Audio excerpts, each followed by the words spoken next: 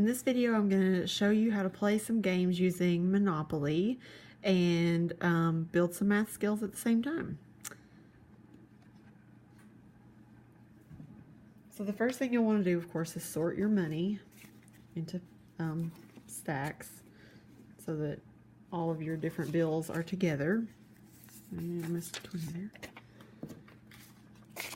And you can just set those. I don't have room on the screen to show all of them, but you can just set them up and have them all available. So I'm going to go ahead and move those back off the screen. And when you set them up, it's really important that you set them up with the bigger numbers on the left going toward all the way down to the 1 being the farthest thing on the right, because that's how we write numbers. It's different than reading direction. When we read left to right, but when we write numbers, the big number goes on the left, and that's kind of confusing for kids. So I'm going to start by making a chart like this that has all of the different values of the dollars listed in columns, and I'm going to get the property cards, and on the back it tells you the mortgage for that, and so it's going to be easier just to use that than try to figure out something on the front, but you can use any of the numbers on the front that you want to as well. So I'm just going to mix them all up, and then I'm just going to fan them out and pull out a random one. So Baltic Avenue. Okay, so that is mortgaged for $30. So what I want to do is see how many different ways I can make $30 with Monopoly money. So we'll start by just doing it. The easiest way would be to do a 20 and a 10. And so on my chart, I'm going to put down 120, 110. And then I can make this be, the total would be 20 plus 10 is 30. Okay, a second way I could do that, I like to leave my money out and make trades. So make it the easiest way. Then I'm going to say, okay, well, what if I made it all with 10s? I could trade this 20 out for 2 10s, and that would be the same thing. So I'm going to take this 20 and replace it with 2 10s. Now I have 3 10s, but I should still have $30. 10, 20, 30. And counting them back like that is a really important skill too. So I can do it with 3 10s, which gives me 10, 10, 10 is 30. Okay, now what if I make some more trades? I can trade one of these 10s out for 5 1s or a $5 bill. So I'll trade first just for all 5s. So that 10 is the same thing as 2 5s. So I'm going to leave the 2 5s and take away 1 10. I should still have $30. 10, 20, 25, 30. So I'm going to write that down. Now I've got 2 10s and 2 5s. So I've got 10, 20, and 5 and 5, which is 30. And again, really practice counting that money back. And start by counting your big bills first. So 10, 20, 25, 30. Okay, got $30. So I can also then trade out a 5 for 5 1s. 1, 2, 3, 4, 5. Okay.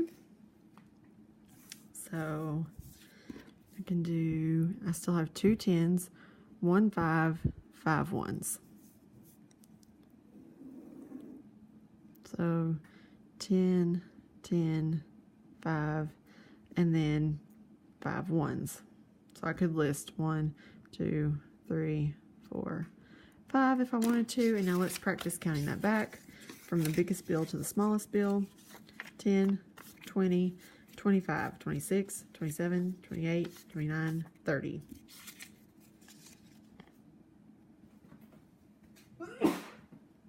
Excuse me. Okay, now let's see what else I can do. Well, I could trade this 5 for 5 ones if I wanted to. I could try to make the whole thing with 5s.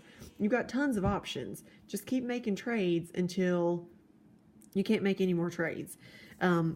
We've been learning a strategy for problem solving called make an organized list, which is what I'm trying to do here. I started with the easiest thing, okay? And then I started working down my row. Really, I probably should have done, if I keep 120, what else could I do using 120? Well, then when I've exhausted all of those things, then start with 10s. Using then using, 3 10s, that'd be it. 2 10s, I can do that or that. What else could I do with keeping 2 10s? Well, I could trade this 5 out for 5 more 1s. 1, 2, 3, 4, 5. Okay, so now I have 2 10s, no 5s, and 10 1s. So I have 10, 10, and then 10 1s, which is 30. And again, practice counting that back, biggest bills first. 10, 20, 21, 22, 23, 24, 25, 26, 27, 28, 29, 30. Okay. Now, can I make this any other way with 2 10s? No, I'm going to have to do some trading in on the 10s. So now let's start. If I only have 1 10, what could I do? Well, I can trade this in for 5s. So I could have 1 10, 2 5s, 10 1s. Or I could have 1 10, 1 5, and 15 1s if I trade that in. Okay, so you just keep going, make your list, and see how many different ways you can make that number. And this could take a really long time. But it's a really good skill to have. And then you can just keep picking out properties and trying for more and more and more. So there's an $80 one. Here's 110, 120, so you can start using some bigger bills. Okay, another good thing to do with Monopoly is to practice some subtracting skills, and we can do that by doing the same thing. Pull a property, so there's Pacific Avenue worth $150, and I'm going to start out with a $500 bill. And this time, this is the amount you have, and this is what you need to pay.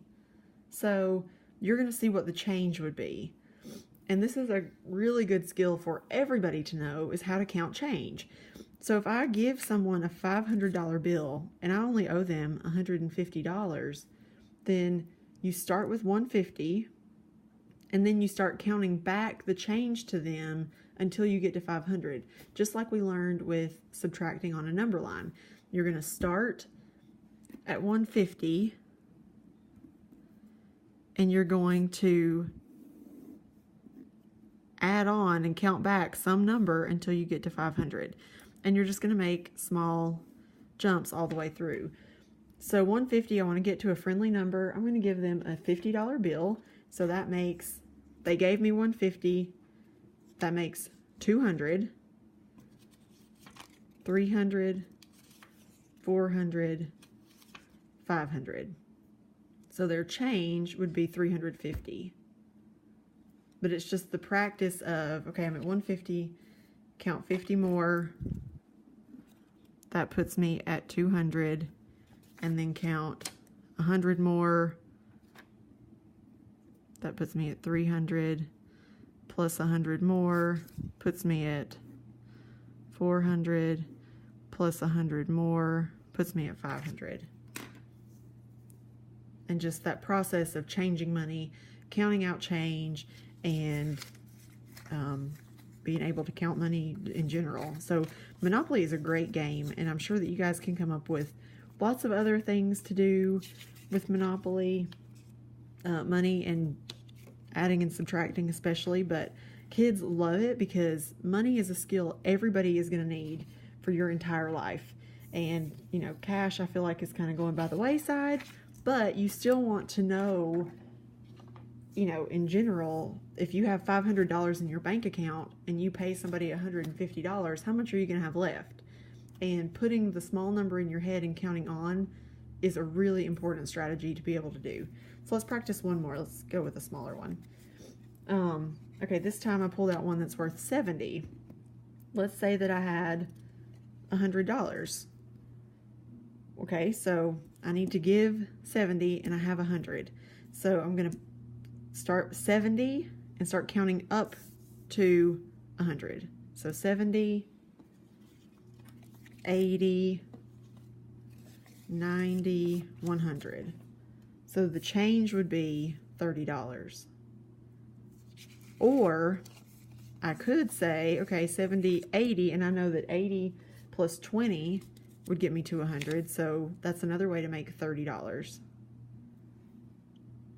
Let me know if you think of any other ways that you can use Monopoly money to do math, and other than play the game is great too when you're playing. Let your child be the banker and help them make change for people and make trades. See if they can always keep in their little stash of money the least amount of bills that they can. There's a lot of things you can do with Monopoly, but I'd love to hear your ideas too.